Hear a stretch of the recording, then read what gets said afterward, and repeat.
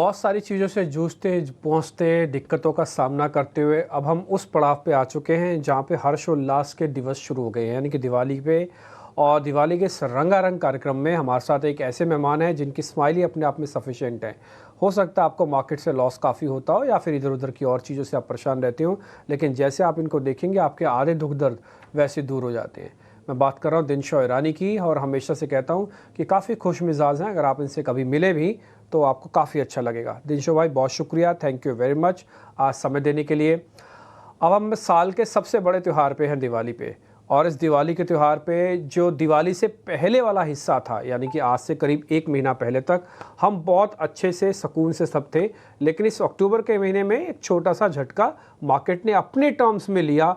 कई लोग इसको करेक्शन बोलते हैं, कई लोग इसको हीलिंग बोलते हैं, कई लोग इसको बोलते हैं ये ज़रूरी भी था, जो भी था। अब आप ज़रा बताइए, क्या ये जो हीलिंग, करेक्शन या वैल्यूएशन को ठीक करना, ये सिलसिला थोड़ा और चलेगा, या फिर ये इसका हमको फ़ायदा उठाना चाहिए, अगर मौका चूक गए थे तो वापस मार्केट में आ जाना चाहिए? डिम्पी जी, पहले तो धन्यवाद आपका आपके शो पर आमंत्रित करने के लिए, और आपके दर्शकों को वेरी गुड मॉर्निंग और शुभकामनाएं दीपावली की एडवांस में। पर एनीवे, हैविंग सेड दैट, तो डिम्पी जी एक्चुअली हुआ क्या है बाजार में, ये आपने करेक्शन जो देखा 6-7% वाला ये अक्टूबर के महीने में, वो मेनली आई थिंक पेनफुल इसलिए रहा क्योंकि मिड और स्मॉल कैप में सर्टन पॉकेट्स में काफी ज्यादा करेक्शन आ गया। मतलब 6-7% रहता तो बहुत ही बढ़िया था, लेकिन ज्यादा हद तक वो गिर गए। और वो कुछ कुछ हद तक जायज भी था, क्योंकि वैल्यूएशन सर्टन एरियाज में बहुत ही ज्यादा फ्रॉथी हो रही थी।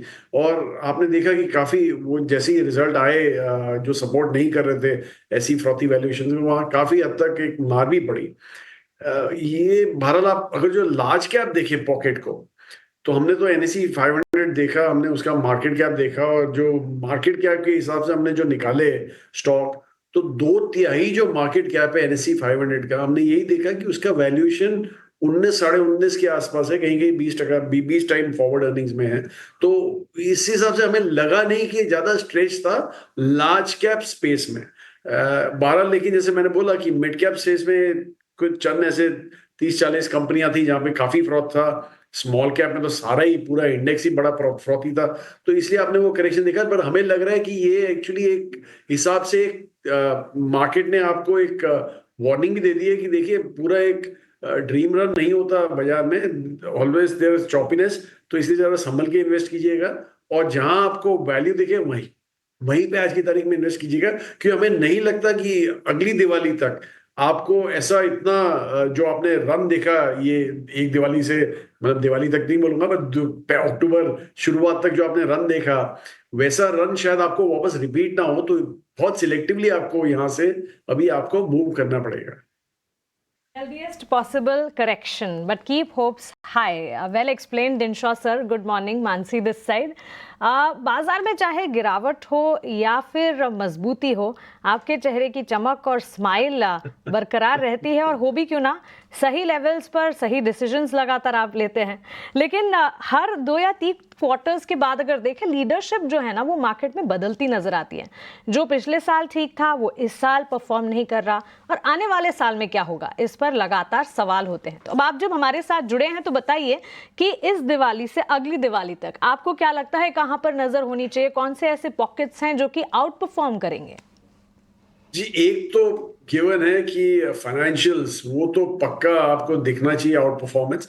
आपने वहां पे भी देखा है कि सिलेक्टिवली काफी रिजल्ट्स, जैसे इंडसइंड का था, फेड बैंक का कल जो आया, वो सब आपको, वो सॉरी आईडीएफसी फर्स्ट का जो आया, वो सब आपको देख के आपको ऐसे लगता है कि पूरा सेक्टर ही खराब लग रहा है। लेकिन जहां क्वालिटी है वो देखिए आप, जैसे एचडीएफसी बैंक था, आईसीआईसीआई बैंक था, उनकी जो एसेट क्वालिटी थी वो काफी स्टैंड आउट हो रही है ये टाइम में। इसलिए हमें चाहिए कि यहाँ पे भी हमें लगता है कि एक सिलेक्टिव आपको रैली दिखेगी, और एक्चुअली जायज भी बनता है, क्योंकि पिछले 1 साल से ये सेक्टर कुछ किया नहीं है। जो भी किया है पिछले 1 आध महीने में ही किया है, लेकिन वो एक सेक्टर रोटेशन पक्का है, गिवन है कि यहाँ से होगा। और आपने सर्विसेज का तो देख ही लिया है, कोई कोई लेटअप नहीं है वहां पे, ग्रोथ ही दिख रही है आपको वहां पे। दूसरा जो हमें सेक्टर लग रहा है जहां पे एक रिवर्सल सा आया है, वो है आईटी सेक्टर। यहाँ पे भी हमें लगता है कि अगली दिवाली तक शायद ये एक लीडरशिप रोल ही ढाएगा, क्योंकि एक तो यूएस में भी जो सबका एक्सपेक्टेशन था, एक रिसेशन होगा, शायद एक क्या बोलते हैं अपना सॉफ्ट लैंडिंग होगी, लेकिन हमें नहीं लगता कि ये अभी सब है। मुझे लगता नहीं है कि यूएस में ज्यादा कुछ करेक्शन भी आपको दिखे। इनफैक्ट आईटी वहां पे तो बहुत ही बढ़िया कर रहा है, पर उनका आईटी अलग ही है फ्रॉम हमारे से। लेकिन जो उनका आईटी है वो हमारे से सर्विसेज लेता है, तो इसलिए हमें लग रहा है कि ये जो सेक्टर है जहाँ पे अब आज की तारीख में डिस्क्रिशनरी स्पेंड अभी दिखे नहीं है, वो आने चालू हो जाएंगे, इसलिए मार्जिन एक्सपेंशन आपको दिखेगा, ग्रोथ रेट स्टेडी रहेगा। ये मार्केट में ही आपको चाहिए कि ग्रोथ रेट, एक स्टेडी ग्रोथ रेट वाला कोई लीडर होना चाहिए। और तीसरा जो हमें लग रहा है वो फार्मा है, और वो भी एक्चुअली यूएस फेसिंग फार्मा नहीं, मेनली हमें लग रहा है कि जो डोमेस्टिक फेसिंग फार्मा है वहां पे आपको, और health care obviously part of that, वहां पे आपको अच्छा एक ग्रोथ देख सकता है। तो ये तीन प्रॉब्ली जो है वहां पे आपको शायद एक लीडरशिप रोल का रिवर्सल दिखेगा, जो दिल कम इनटू प्लेस। हम ऑलवेज बोलते हैं कि एक बाजार जो है हमारा एक रिले रेस दौड़ता है, लेकिन एक मैराथन वाली रिले रेस होती है। तो इसलिए हमेशा आपके पास एक ऐसे सेट ऑफ कंपनीज होना चाहिए जो एक जैसी लीडरशिप रोल चेंज होता है तो they are ready to take over the baton and leader की तरह रन करें आगे। मैराथन रेस के लिए आपको तैयारी करनी चाहिए। दिनशा सर, बहुत बहुत स्वागत है आपका, हमेशा ही आपसे बात करके अच्छा लगता है। सबसे पहले तो दिवाली की आपको और आपकी टीम को बहुत बहुत शुभकामनाएं। धन्यवाद। दिनशा सर, कई समय से हम आपसे बातचीत कर रहे हैं, आपको ट्रैक भी करते रहते हैं जब भी मौका मिलता है, पर जो थीम्स आपने बताई, माफ़ कीजिएगा, जैसे बैंकिंग, आईटी और फार्मा, इस पे आपका जो नज़रिया है वो कई समय से पॉजिटिव है, और अभी जो फिलहाल कुछ चेंज हो रहा है वो भी आपने बताया। पर दिनशा सर, इस दिवाली के मौके पर सभी रिटेल पार्टिसिपेंट्स कुछ नए की तलाश करते हैं, तो मैं आपसे समझना चाहती हूँ, क्या हाल फिलहाल कुछ नए एडिशंस किए हैं आपने पोर्टफोलियो में इस मार्केट की करेक्शन में? क्या कोई नई थीम जो है जिस पे आपका खास तौर से फोकस है, या फिर अभी फिलहाल बेस्ट स्ट्रैटेजी यही है कि अपने प्रॉफिट्स को सेव करें और सेफ बेट्स में ही रहें? दृष्टि जी, एक करेक्शन करना चाहूंगा। आईटी में हम कभी बुलिश नहीं थे पहले, और एक्चुअली अभी जाके बुलिश हुए हैं। एक्चुअली जुलाई में ही बुलिश हुए हैं, तो हाँ आप जी, अगर शायद जो बोलती है शायद, हाँ तो शायद उसके चलते होगा। लेकिन फार्मा हम हमेशा न्यूट्रल से थोड़ा अंडरवेट रहे थे, लेकिन अभी हमें लग रहा है कि फार्मा एक और ऐसा सेक्टर है जहां पे आपको एक पॉजिटिव ट्रेंड दिख सके आगे चलते हुए। तो इसलिए हमें लगा कि फार्मा पर, बहरहाल हैविंग सेड दैट, नॉर्मली जो इन्वेस्टर्स होते हैं वो वहीं पे अटकते हैं जब वो नए नए आइडिया ढूंढने की ट्राई करते हैं। नॉर्मली ये बाजार बड़ा बोरिंग होना चाहिए। इनफैक्ट जो बोरिंग आइडियाज होते हैं वो ये मार्केट में, एज इन जब आपको वॉलेटिलिटी दिख रही है तभी आपको ये मार्केट में ऐसे आइडियाज देखने चाहिए जहां पे आपको सेफ्टी दिख रही हो, वैल्यूएशन कंफर्ट हो, स्टेडी ग्रोथ रेट हो। इसलिए हम कोई नए आइडिया नहीं ढूंढ रहे हैं। हमारे पास जो है, जो सेक्टर रोटेशन मैंने जैसे बताया वो हमने किया है। बहरहाल जो आप अवॉइड कर सकते हैं ये मार्केट में, एक तो ऑटो स्पेस तो मोस्ट डेफिनेटली आप अवॉइड करना चाहिए आपको।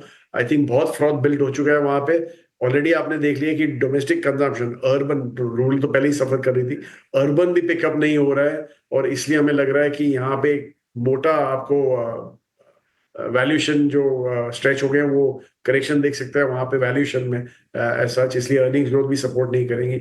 और दूसरा, पेंट सेक्टर हमें नहीं लगता कि आगे चल के ये थोड़ा जो आपको ऑप्टेक मिला है because of crude prices lower, तो उसके चलते मिला है, और इसलिए हम ये सब अवॉइड कर रहे हैं। और एक्चुअली हमारा जो एक और जो फेवरेट रहा है, जो हम हमेशा से बोलते आए हैं, वो है platform companies. I don't think वहां पे कुछ चेंज हुआ है। वो we continue to be bullish on these platform companies, मतलब जो सर्विस प्रोवाइडर्स हैं आपके प्लेटफॉर्म कंपनीज वाले।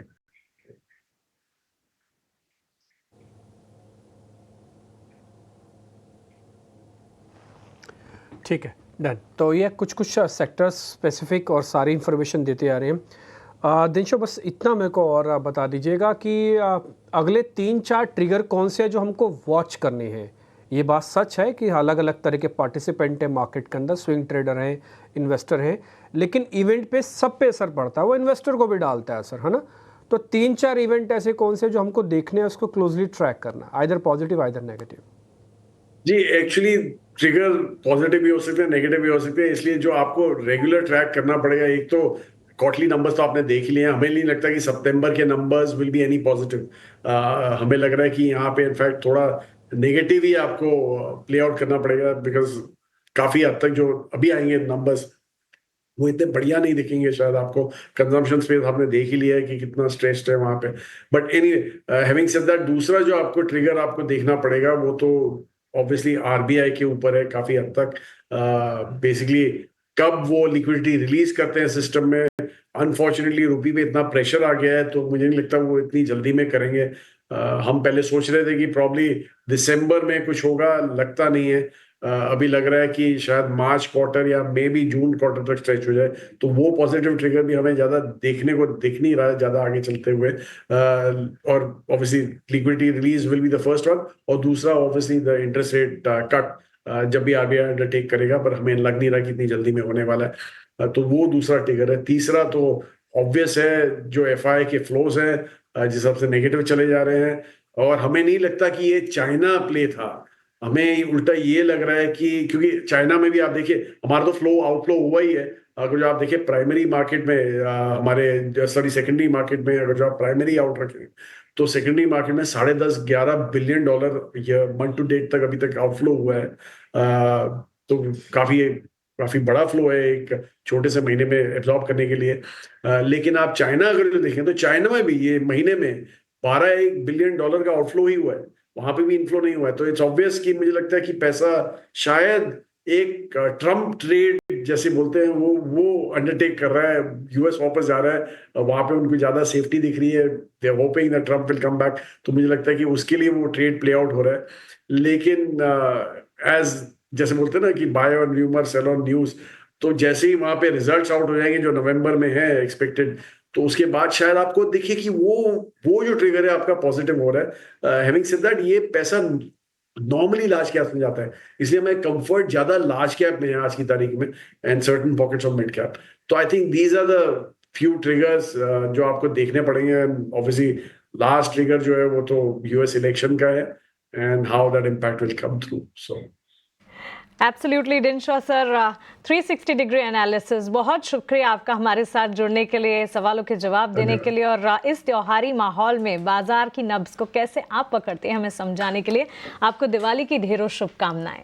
तो ये थे दिनशॉ ईरानी, जो कि बाजार पर सिलेक्टिव रैली एंटिसिपेट कर रहे और फाइनेंशियल सेक्टर पर लगातार फोकस करते हैं, और कई सारे पॉकेट्स और सेक्टर्स जहां पर उनकी नजर है।